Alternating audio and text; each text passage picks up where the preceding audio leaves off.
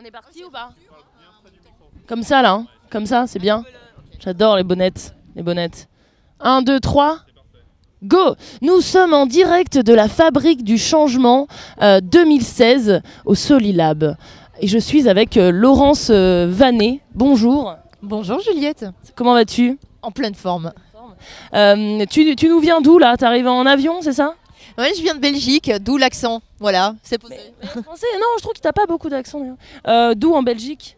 Alors, je viens de Wavre, mais je suis originaire de Liège, la meilleure ville du monde après Nantes. D'accord. C'est la première fois que tu viens ici? Non, Nantes, je suis déjà venue quelques fois et j'ai l'impression que c'est un petit San Francisco européen. J'adore cette ville, vraiment.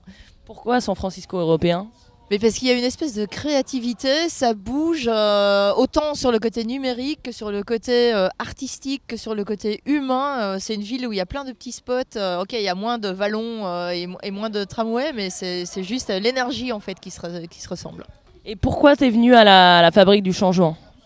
Alors, si je suis venue à la Fabrique du Changement, c'est parce que ce qui s'y passait, en fait, j'en avais déjà eu des super échos. Et puis, Corto a annoncé un programme qui était plus qu'alléchant, c'était affolant. Et je me suis dit, mais oui, partager avec autant de changemakers qui vont pouvoir changer le monde, ben, c'est une opportunité en or. Donc oui, je saute dans un avion et j'arrive. Et toi, c'est quoi ton expérience face à cette Fabrique du Changement? Pourquoi tu es là aujourd'hui? Qu'est-ce que tu représentes? Quel était ton message ce matin? Alors le message, c'est tout simplement le bonheur au travail, c'est de pouvoir se permettre le bonheur au travail dans un contexte qui n'est pas toujours évident, contexte business, d'entreprise ou de contexte économique difficile.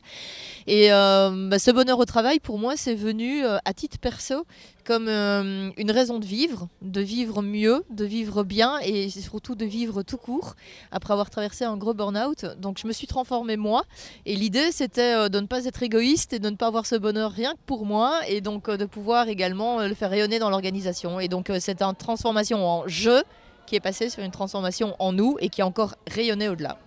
Et donc maintenant tu es Chief Happiness Officer. Comment ça se concrétise? Tes journées, comment ça se passe en fait pour rendre les gens heureux? Alors ça se passe différemment de quand j'étais dans le ministère, hein, puisque j'étais dans le ministère belge de la Sécurité sociale où j'ai pris ce titre, en ayant normalement en charge ce qu'on appelle communément la direction des ressources humaines. Bah, ça s'est concrétisé en fait en donnant de la liberté aux collaborateurs pour que eux puissent aller piocher dans l'organisation ce qui les intéresse en fait et contribuer à leur bonheur à eux.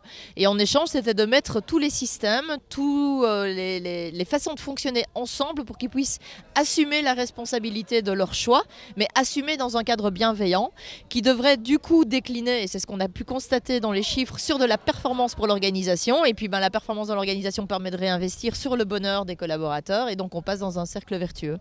Et maintenant que je suis Chief Happiness Officer de ma petite boîte, c'est plutôt les clients que j'essaye d'enthousiasmer dans cette démarche. Voilà. C'est ton cabinet de conseil, c'est ça? Oui. Happy Performance. Happy Performance, effectivement. On a beaucoup hésité avec Happy Performance et puis on se dit que les deux, le bonheur et la performance sont tellement liés qu'on va juste en faire un unique mot. Et donc on est une super équipe de nanas pour le moment. Que des femmes? Ouais. Que des femmes. On attend que les premiers mecs exceptionnels viennent nous rejoindre. On en a là mis le doigt sur un ou deux. Et on se fait super plaisir parce que si nous on est heureuse à mener les projets, nos clients seront heureux aussi. Et donc voilà, c'est un cabinet conseil où on fait les choses différemment. On refuse les clients qui nous ont pas fait rire 3 fois lors du premier entretien, par exemple. On a ce luxe de pouvoir... 3 fois. Oui, il faut rire au moins 3 fois. C'est le minimum vital, quoi. Hein. Si sur 1 heure on n'a pas ri 3 fois, mais mon Dieu, qu'est-ce qu'on fait là? Et quelle est ton équation du bonheur?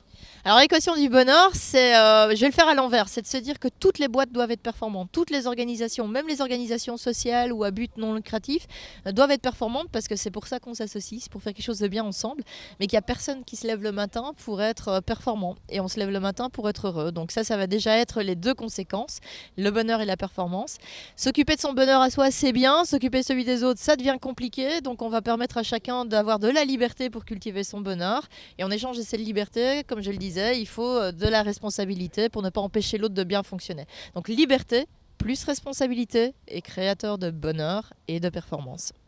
La Fabrique du Changement dans 30 ans, ce sera quoi les nouveaux enjeux? La fabrique du changement dans 30 ans, franchement, je lui souhaite d'avoir disparu. Parce que ça voudra juste dire que les entreprises, les collectivités, les associations se seront complètement intégrées et appropriées la méthode, seront elles-mêmes devenues acteurs de changement. Et donc ça voudra juste dire que la fabrique du changement a réussi sa mission. Mission accomplie. Et Belgique slash France, dans cette dynamique, comment tu les compares ? En fait, les Français ont une espèce de propension naturelle à râler, beaucoup plus que les Belges. Nous, on râle, mais après, on fait très vite la fête. Vous râlez pas mal, souvent. Et il y a beaucoup plus de choses que vous vous interdisez. C'est comme s'il y avait un besoin de souffrir. Et donc, nous, les Belges, on est plus bons vivants, on a plus d'autodérision, on se prend pas trop au sérieux, on fait les trucs, mais voilà, on les fait dans la joie et la bonne humeur. Et donc, ça, c'est assez différent. Et puis, une fois que, par contre, que vous avez compris que c'était possible, qu'on peut se permettre d'être heureux, là, franchement, par moment, vous m'épatez et vous allez beaucoup plus loin que ce que nous, on se permet. Est-ce que pour la fabrique du changement 2017, tu viendras avec la Confédération belge et avec la sécurité sociale et avec tous les gens de Happy Formance ? En tout cas, je vais en faire une sacrée pub parce que c'était une première expérience live. J'avais entendu que des échos. Et donc, effectivement, ça vaut la peine. Et puis, je sais que la fabrique du changement va également s'organiser en Belgique. Donc, allez-y tous, ça va être top. Et puis, ça vaut la peine de venir sur Nantes si vous n'avez pas de quoi vous payer un billet d'avion sur San Francisco. Que vous ne maîtrisez pas l'anglais, venez dans le San Francisco européen. Dernière question, pourquoi Nantes ressemble à San Francisco ou San Francisco ressemble à Nantes ? Alors, il y a le côté révolution numérique, il y a énormément de choses qui se passent à Nantes. Vous êtes sur de la créativité, sur du changement, mais sur plein de domaines. Le domaine numérique, le domaine artistique, le domaine des processus. Vous avez une espèce d'imbrication de la société où vous ne vous posez pas trop de questions. Et c'est ce qu'on peut retrouver dans toutes les startups. Cette ville de San Francisco qui est à la fois dynamique, innovante, énergisante. Moi, c'est un vrai foyer ici similaire que l'on retrouve. Et on retrouve ça à Liège en Belgique. Donc voilà, il faudra aussi aller à Liège. Très bien. Est-ce que tu as un dernier message à faire passer, une dernière philosophie de vie ? La philosophie de vie, c'est celle d'Albert Schweitzer. Le bonheur est la seule richesse qui se dédouble si on la partage. Donc, soyez heureux, parce qu'en étant heureux, vous allez rendre plein de gens heureux autour de vous. Et donc, automatiquement, le monde sera plus heureux. Merci beaucoup, Laurence Vanet. Et bon retour en Belgique. Et bisous à tous les Belges aussi, ils sont très sympas. Bisous de leur part et merci beaucoup, Juliette.